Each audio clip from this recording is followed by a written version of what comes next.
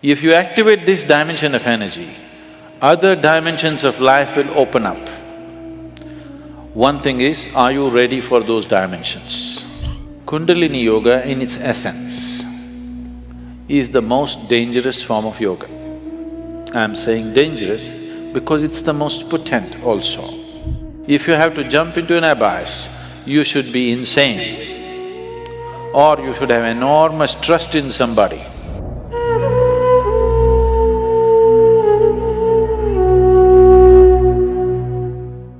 So what is Kundalini?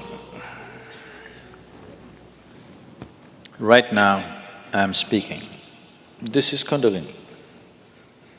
You are alert and listening. If you are alert and listening, that is Kundalini. A flower is blossoming, that is Kundalini. A dog is barking, that is also Kundalini. Or in other words, the fundamental life force in the existence, we call it Kundalini. Now, within the system, within the human system, if you look at this as a kind of a life package, it's a piece of life. This piece of life is packed in a certain way with layers of this energy. One dimension of energy comes alive immediately because that is necessary for your survival process. The other dimensions of energy will not come alive unless you do something about it. Unless you're aware of it and activate it in a certain way, they do not come into existence, they remain dormant. The dormant energy is way bigger than the energy that is in use right now. To take care of your survival process, to live a physical life completely, to live a complete physical and intellectual life, you need to activate only about 21 of your chakras. Out of this 114, if about 21 of them are on, you will live a complete life. You will not feel any inadequacy. You will live a complete physical life. There'll be no problem with your life. You will think you're a great success, but you are only 21. That is less than 21% out of 114. Less than 20%. At less than 20%, you will feel like a complete life without any inadequacies. The remaining percentage of life, what is it about? It is not even needed if your intention is just to live well. If you activate this dimension of energy, other dimensions of life will open up. One thing is, are you ready for those dimensions? The question is not about whether it's good or bad. The question is just about, are you ready for it? Because even if the best things in life come to your life, when you are not ready for it, it will not be a good thing for you.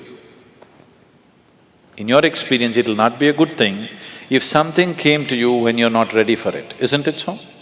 Even if it's the greatest thing, it may be the greatest thing, but it came to you when you are not ready for it, then it is not a good thing, isn't it? So are you ready for it is the first question. If you're ready for it, what can we do for it? What can we do to activate?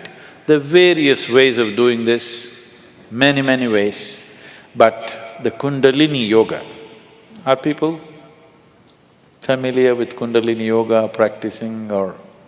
okay. Kundalini yoga, I'm not making a comment about anybody, okay? Kundalini yoga in its essence is the most dangerous form of yoga. I'm saying dangerous because it's the most potent also. What is most potent is always the most dangerous, if improperly handled. There are various kinds of energy in the world right now.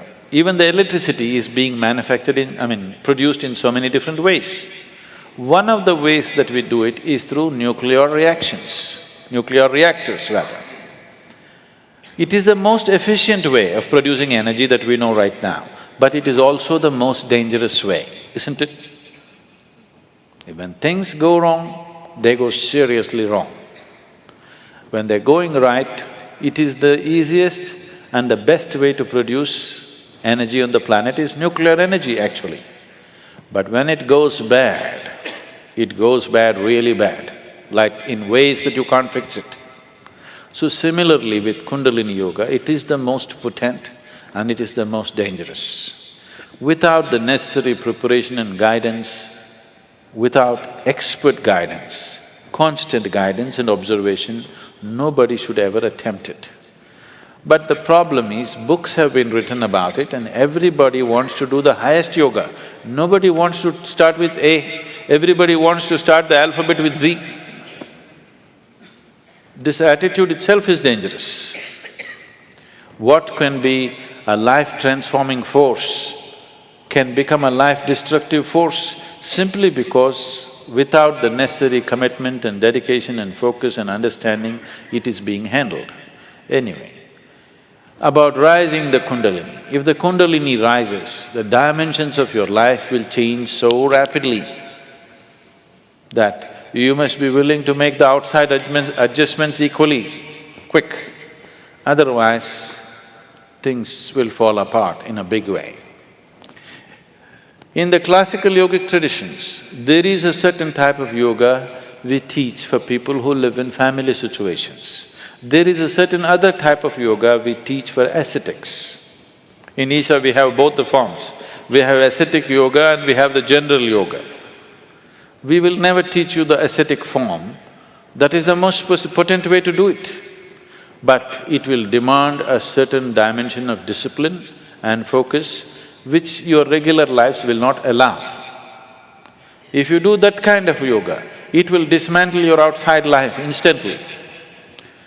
Now this yoga is not designed to dismantle your life, this yoga is designed to make your life happen better.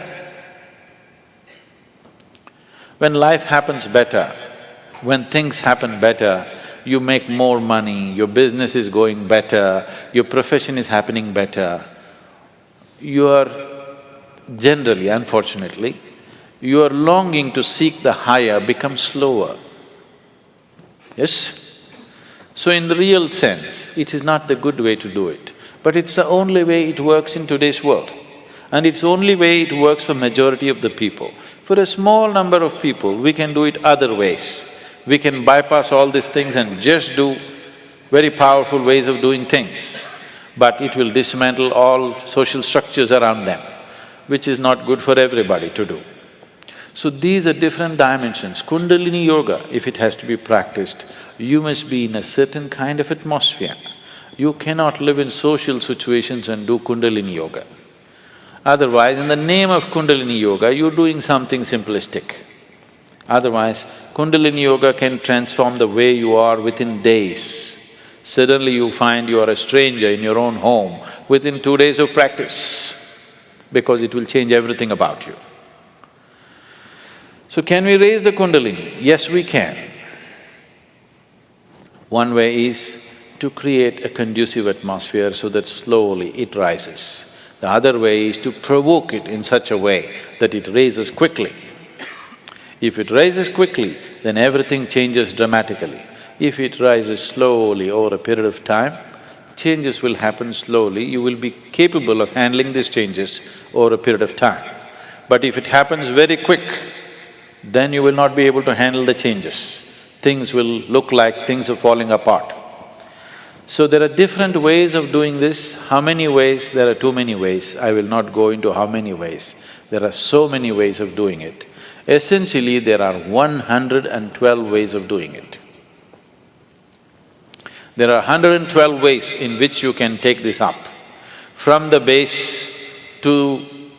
for this you have to know the structure, otherwise it'll become very elaborate. Out of these 114 chakras, there are 7 which we recognize as 7 dimensions. Out of this, 6 are within the body, 1 just outside the physical body. So if you employ these 112 methods, you will handle the 6th chakras.